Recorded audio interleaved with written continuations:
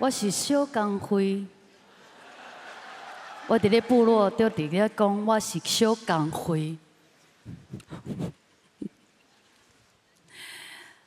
你嘛会当叫我江慧玲阿玲啊。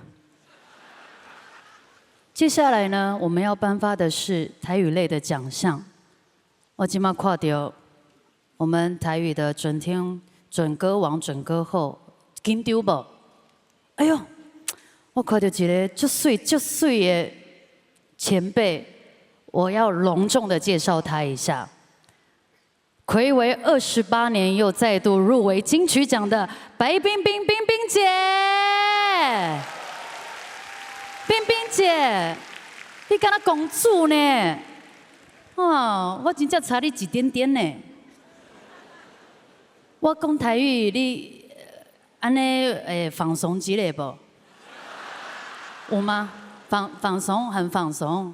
好啦，起码吼，我真正是。讲真话，唔是啉酒讲酒话哦，吼。